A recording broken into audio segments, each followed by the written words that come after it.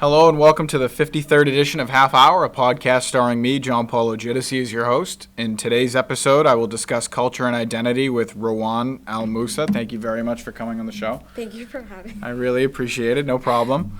Rawan and I work at the same place at the moment, but just take it away. If you want to tell the audience a little about yourself, maybe how you found yourself talking about this subject specifically, but Okay. just in general.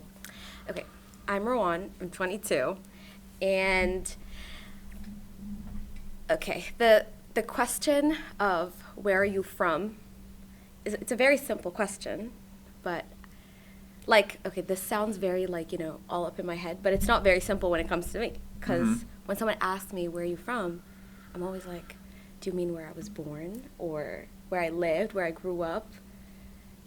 Ethnicity, so all of those are very different for me. What does all that mean, Yeah. So when I was in Prague, actually, we had a TED Talk, and this woman, she was talking about this question, but she took it in a very confrontational type of vibe. Like, she was like, oh, this is a bad question to ask someone.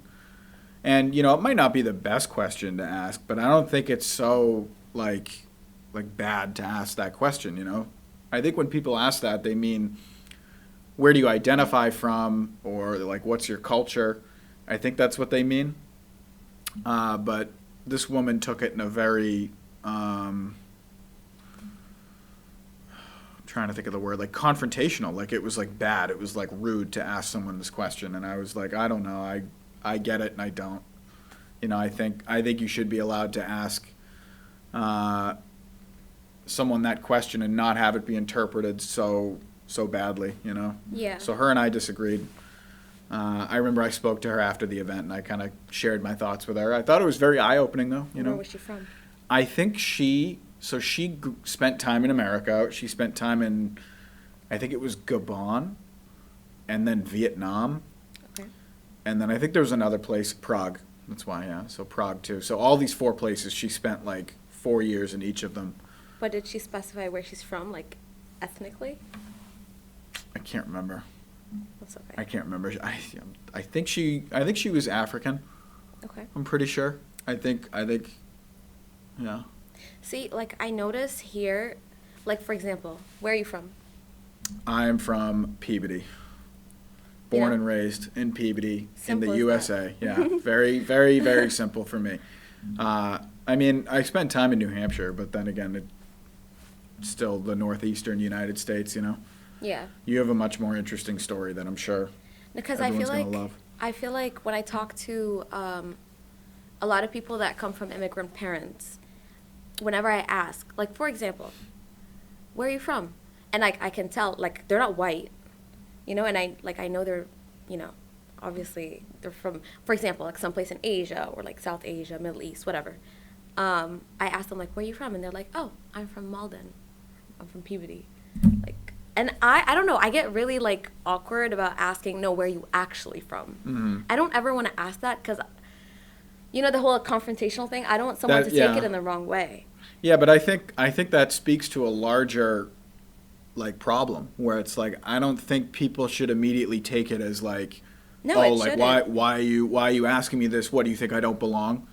Because I ask people this question and I've had these responses and I'm always no, I'm just curious where you're from, sorry to burst your bubble there, I kind of give it back a little bit because I'm if someone's treating me that way, I'll kind of give it back and then laugh and be let's calm the situation down. But there's many times where maybe that wasn't the right thing to do. But I remember where I studied, it was so diverse. My school was with people from all over the world. There were a lot of Europeans there, though, generally. But Europe itself is just very diverse, you know, all the languages there. But, and cultures and, different, I guess, Christian sects.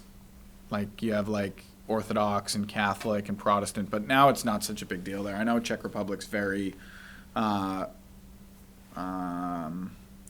don't have religion. Oh. They're very atheist, very that's atheist interesting. country. That's new. Yeah. The more you know.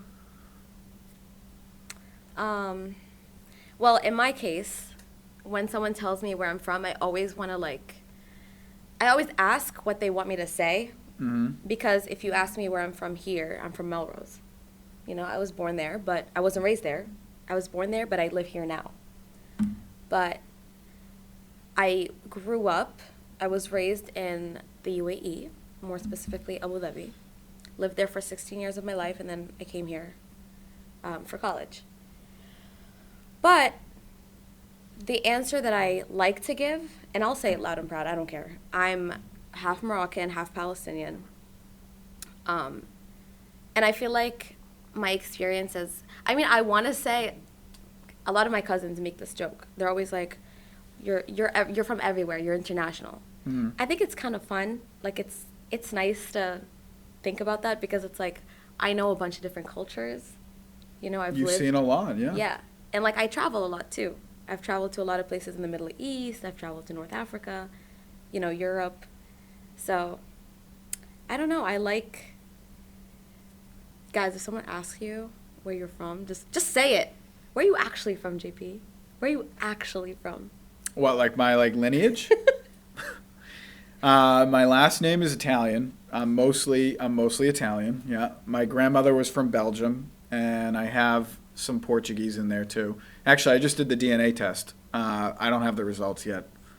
Wait, which DNA test? Like the one you spit in the tube. Ancestry? Yeah, you know what I wrote on the note? I wrote a note in the box. I wrote, "Please clone me." I wrote that in there. I'm hoping like someone will come across it in a few hundred years and they'll be like, this guy was funny, you know, like this guy's the one we want, you know. So maybe, or maybe in like a few years I'll see a JP pull up on my front door, and I'll be like, what are you doing here, you know? That'll be you asked for this. Yeah. So I guess like a bit. All right. So from what you were saying, I'm gathering, right? Because you're on a totally different wavelength than I am. Because in the sense of like you're from all over, you have experience in Melrose and Abu Dhabi, which is that's like crazy. You know, anyone who's a local listening to this is going to be like, what, like a turnover, you know? No, but you know what? A lot of people don't know Abu Dhabi. So for context, you guys, it's an hour away from Dubai. So, you know, to keep it simple, people ask me, where were you raised? Dubai. Because it's easier. I remember I had friends in college that were from the UAE. They were from either Abu Dhabi or Dubai. There was one of my roommates. He was from. It starts with a J. It's on the eastern coast near Oman. I have no clue. Starts with a J? Jera, no, something. There's a place called Fujairah. Yeah, that's the one. Fujairah. Yeah, Fujairah. So it's an F. Yeah. Yeah, I don't know why the J stuck out to me so much. A J. But what I was trying to say is like you spent time. Can I say like you went to Morocco, right? Mm-hmm. For how long? For a month. But like, you were there before too, right? Never lived there. It was only like a vacation spot. We visit. A month is family. a long time though. That is true. Like a month is a long time to get comfortable, like a little bit, Yeah. like learn. Yeah. So someone like me, you know, I spent of my 23 and a half years on this planet, I think collectively 20 more, a little bit more of them in Peabody or in Massachusetts or like in New England in general. I've traveled to other parts of the country. I went all over Europe when I was in college, like in my latter half. Mm-hmm. But I feel like the way I grew up was like I'm an American because I just spent all of my time here, you know? And of course we can debate about, you know, skin colors and you know, groups of people and how this country traditionally has not been inhabited by people like either of us. You know, Italians are pretty new-ish, you Mm-hmm. know. I'd say your groups of people are a little newer, definitely. Hey, everyone's new except for the Native Americans. natives. Yeah. Sorry.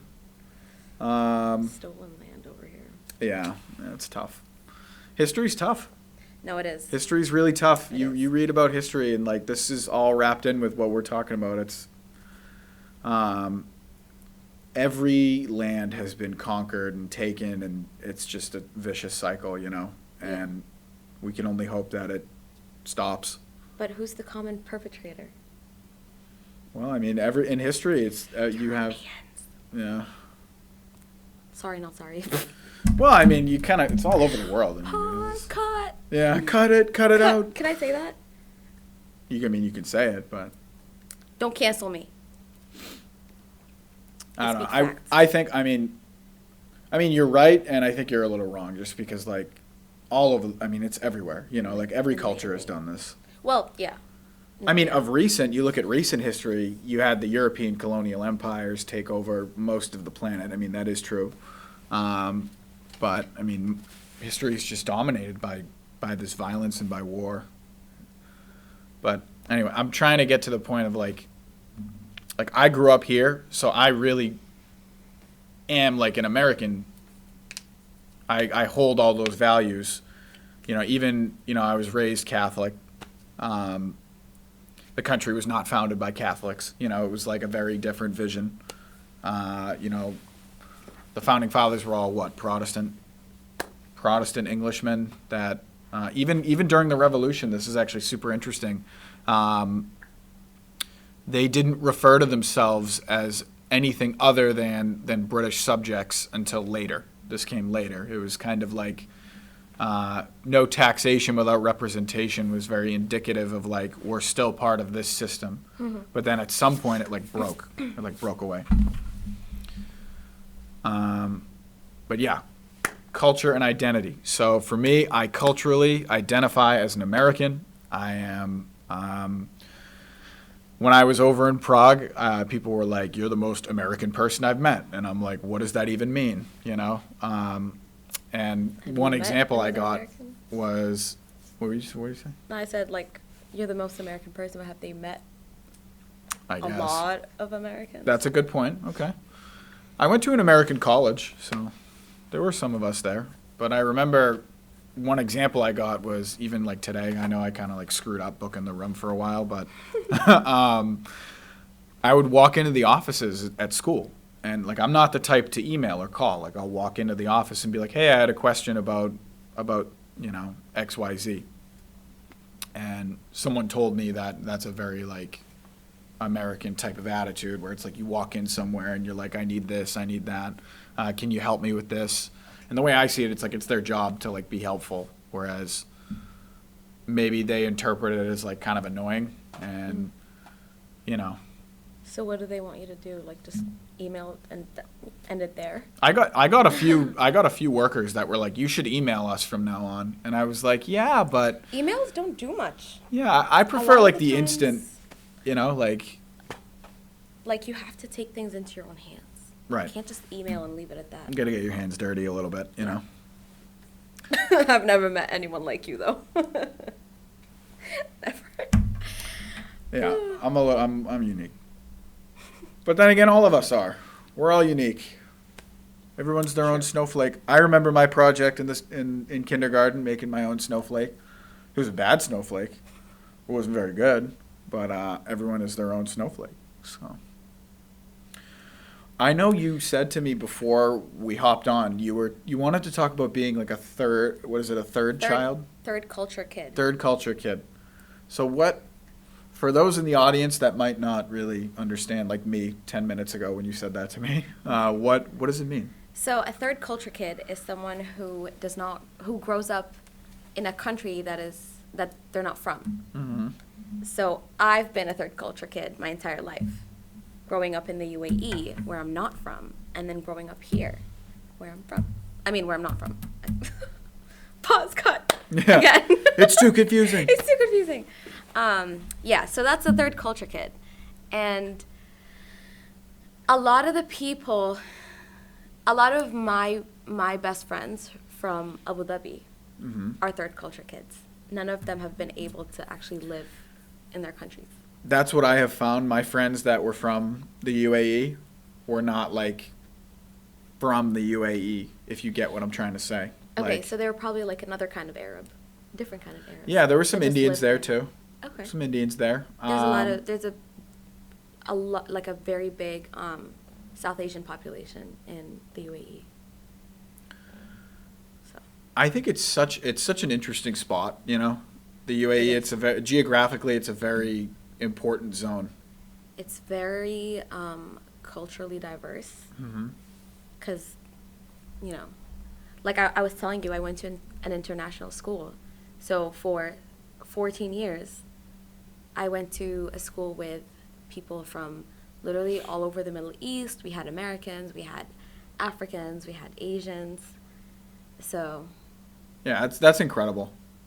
That's incredible. That's an incredible story. My stories from high school are all very like oh, this crazy thing happened like in the bathroom or like in class, or like this kid freaked out, you know. I have some good stories though. We did mock trials in high school. That was fun. I wish we did that. I was a I great really wish we witness. did that. You know, we did have debate club, and I debated joining. You debated joining debate club? Never joined. Did you debate the person that tried to get you to join debate club? Or was it like you debated like internally? No, like, I just saw the flyer and I was like, maybe I should. Then I thought about it some more and I'm like, that will not work. I'll just embarrass myself.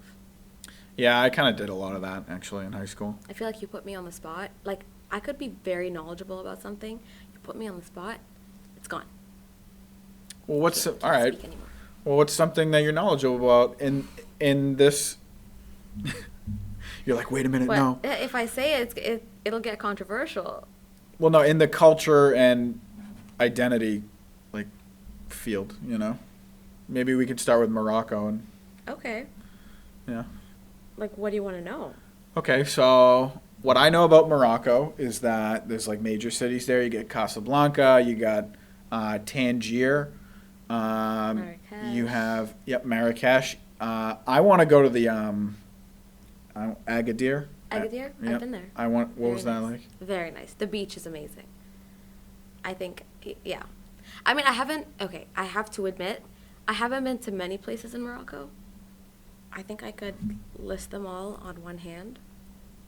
But so far, Agadir, best beach. Chiz. Really? Hmm. I think there's probably other places with better beaches, but I feel like memories really play a lot into it.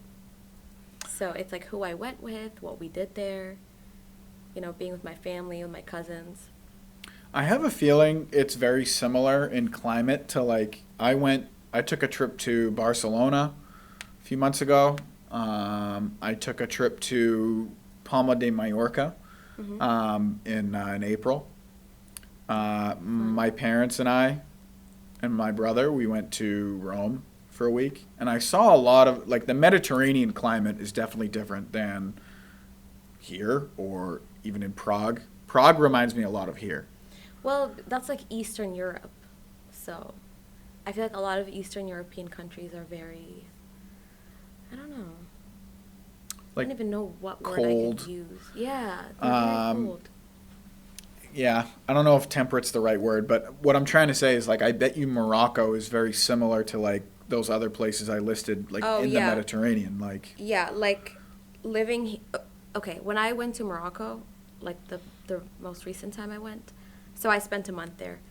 And you know, I genuinely like pictured myself living there and I was like, I think, you know, it could work out for me because I feel like my personality I don't know how I've survived here till now.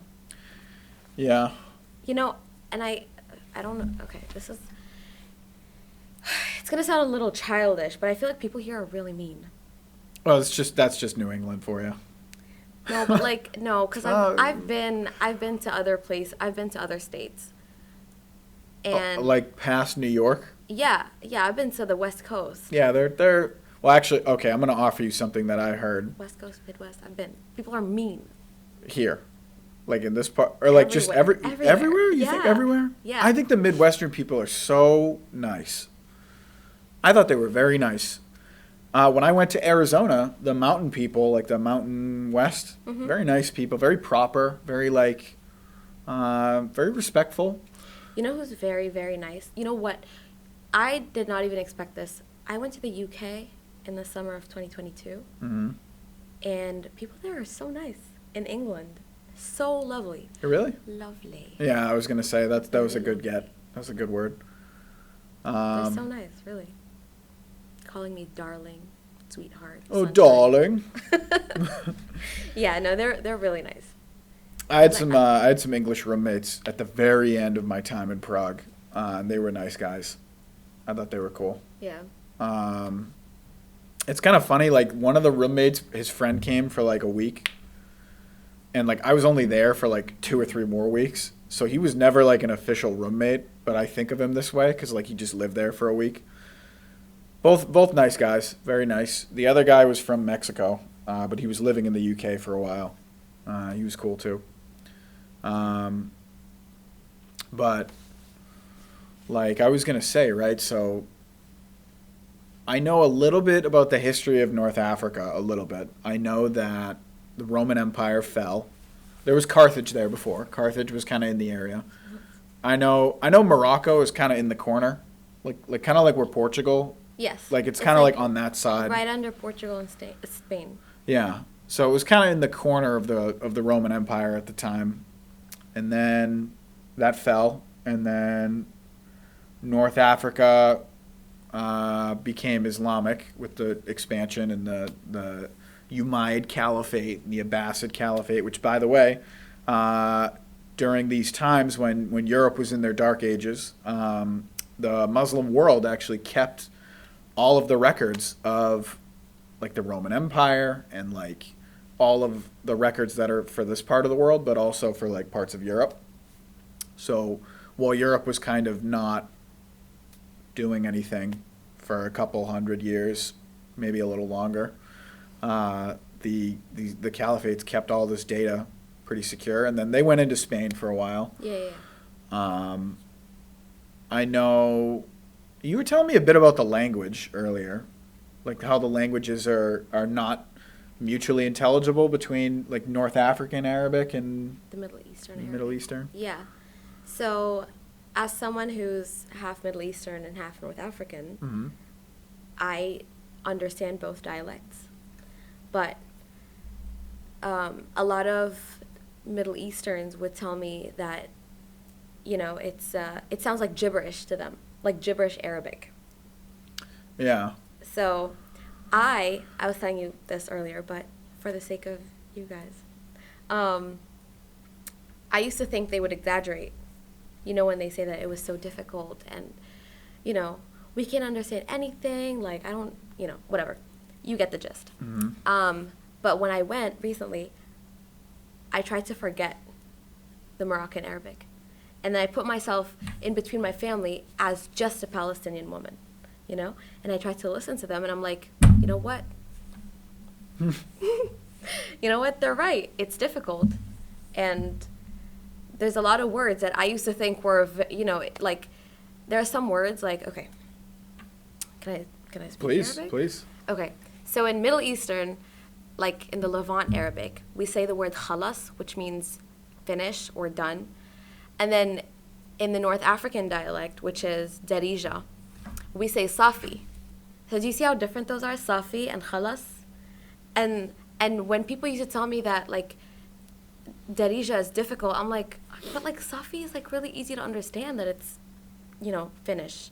But it's not. It's really not. You know, my brain is just accustomed to it. So I thought it was easy. It's not. Yeah. No, for me, I'm sitting here and I'm like, No clue what? that is. I grew up with one language, guys. I'm learning Spanish. You know that. I talk with them Yeah. at the No, you can speak restaurant. Spanish. So, like, so it is true, roughly, that like someone from the Levantine area, like imagine they just go to Morocco, they're not going to understand. It's going to be very difficult. But They can understand a little bit, because there's a lot of words that are very similar. But so they'll get like kind of the vibe, but they won't get the exact. yeah. But if someone from Morocco then goes to the Levant, I feel like Like it's they'll easier. know? Yeah, yeah. I feel like it's easier for for North Africans to understand like the Levantine Arabic. So my parents, my mom is Moroccan, my dad's Palestinian. My dad has a harder time understanding my mom's family than my mom has, like with his family. Gotcha. She can communicate easily, fine. And that's how we talk at home. We don't speak Moroccan Arabic, even with my mom. It's very interesting because, when I was over there, there was actually one time I'm at a bar, and I had a few drinks with friends, so I'm having a good time, and one of my friends is from Macedonia. Mm-hmm. We met this guy from Ukraine, Mm-hmm. and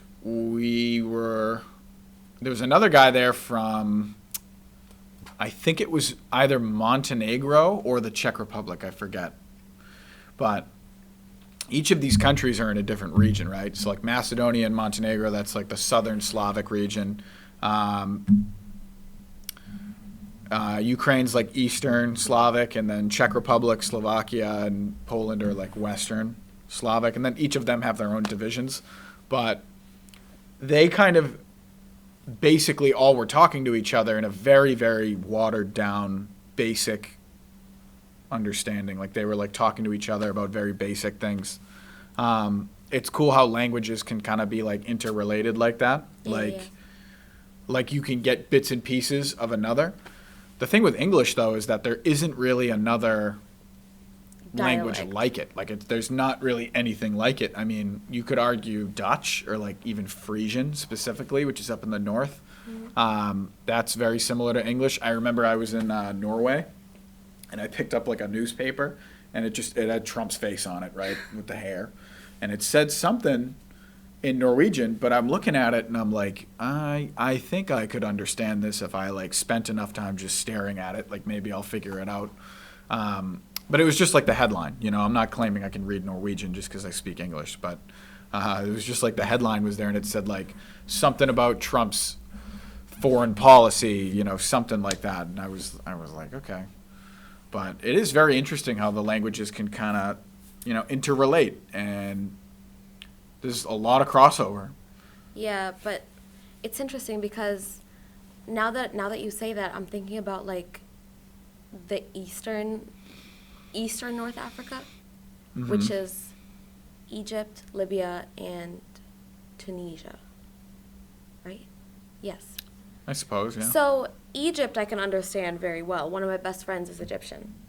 And like I said, I grew up in a very international school, so I know a lot of Egyptians. I can fake an Egyptian accent and pass for it, Mm-hmm. for an Egyptian. But I did not meet a lot of Tunisians or Libyans. Libya, I understand because No, of but the even- instability there. Yeah, but like language-wise, Mm-hmm. if I hear someone speak Libyan or Tunisian, I probably cannot understand them. Because the other day I was actually watching a video on Instagram, and it was this Tunisian guy speaking to a child. And I'm like, I did not understand a single word except for one, and it was the word rasik, which means your head. And not a single word. So I always thought, I don't know, this could be not right for me to say, but I feel like Portuguese is like drunk Spanish. I feel like Tunisian is a drunk Moroccan.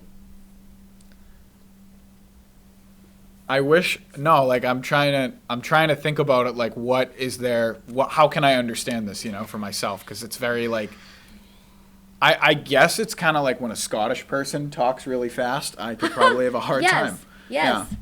So it sounds, and they also sound kind of inebriated when they're talking fast. Yeah. Like, what? Scottish. Mm-hmm. Yeah, I remember I took a trip there in high school with my school. The last time they ever did that. But when I was there, the bus driver, he was Scottish, and we were laughing because we drove by like the frame of a castle. And I was like, what happened here? And he was like, the Englishmen, they burnt it down, and I was like,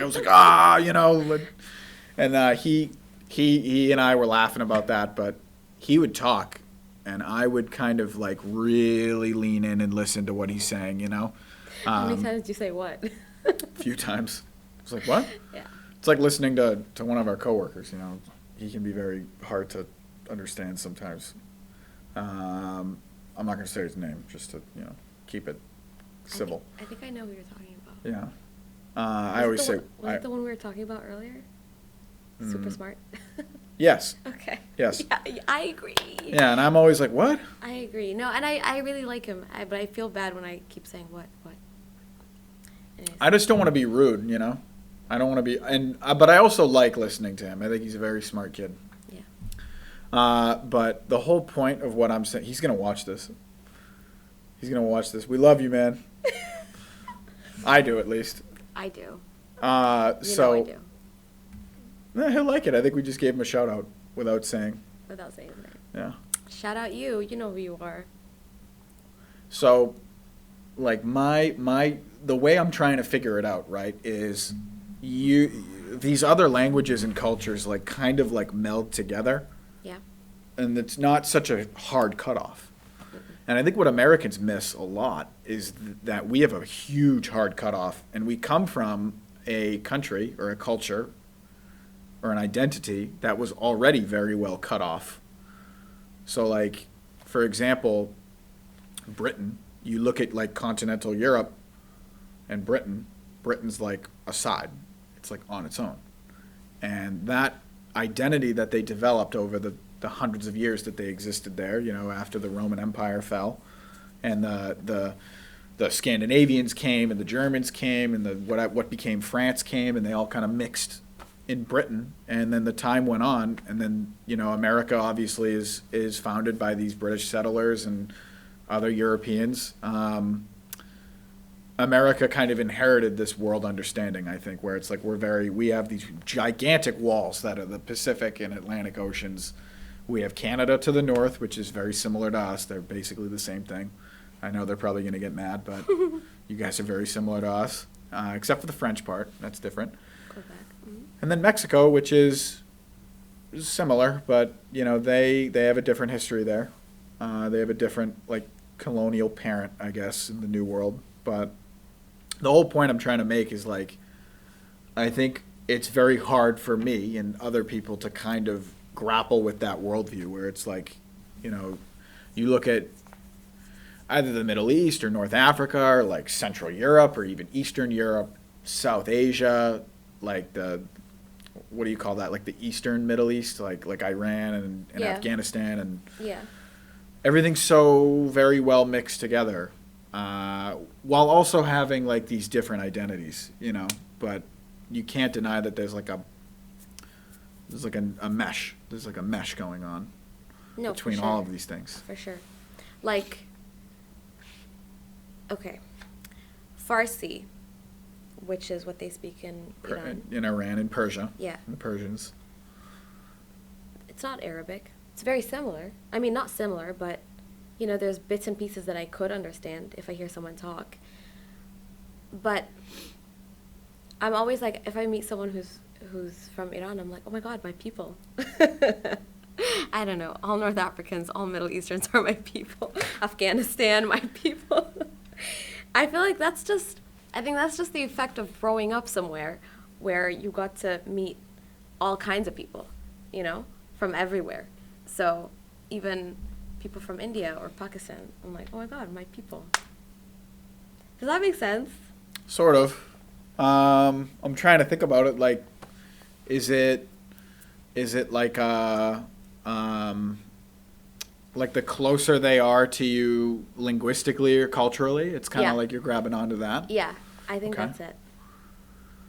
Yeah, that's so interesting because I think Americans see it on, like, an opposite lens where it's like if you go to the British, it's kind of like, you know, like we broke away from you, you know, 100-something years ago, way more.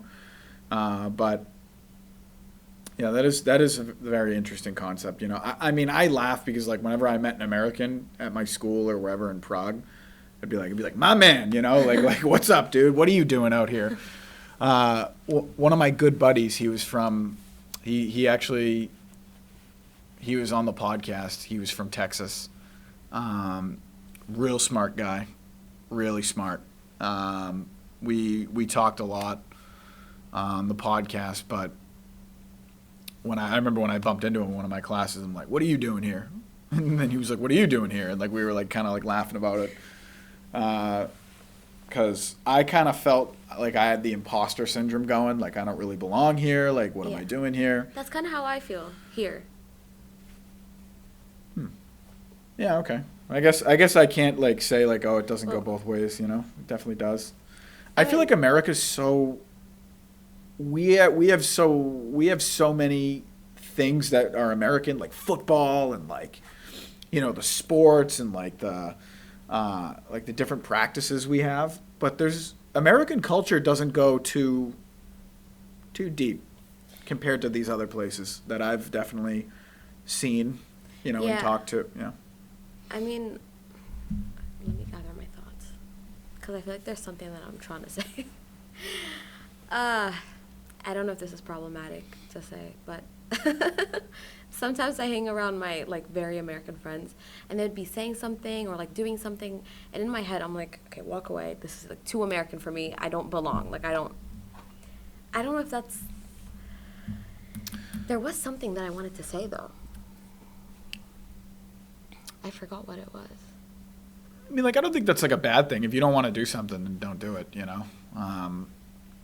Irregardless of culture. But I see what you're saying. Yeah, there were some things over there that the way they partied sometimes, I was like, I'm gonna take a step back. I will say in America, one big cultural thing we have is work. People work a lot here. We work like crazy. For all the crap that the rest of the world talks about us, I think that's kind of like something we can grab onto. We work a lot. No, it's true. It's true. Yeah. Like we're hard workers. In Morocco, middle of the week, middle of the day, we're in the car and people are sitting outside, like literally sitting on the ground, just a bunch of people sitting together on the ground, talking, playing cards, and I'm like, it's like, 2 p.m. on a Wednesday. What are you doing? And I was gonna say, like, when I was in the Czech Republic in Prague, there were a lot of examples of people just kind of taking a more laxed approach. And hey, look at us. It's 3 p.m. on a Monday. Just doing a podcast, right? What are we doing? No, I was gonna say like. Yeah, no, I'm off my train of thought now. Totally. I lost it. We work really hard here. Other parts of the world, they don't. And I was going to say that there has to be some sort of happy medium because Americans used to have, my buddy was telling me this, we used to have like a third place. So you had work, you had home, and then you had like a third place that you could make time for and like do something, whether it was like, going out with friends just simply to a bar or to a restaurant or to a library like where we are now, or like a park, or like, the baseball field, like whatever it was, Americans used to have this third place. Yeah. And it could exist because the amount of money you needed to live was less. Like you could get by with less money, so you could like enjoy life more, maybe study a passion, read a book. Now it's not like that so much. It's like you have to like work constantly and work in these other things along the way. Like with like cost of living. Yeah.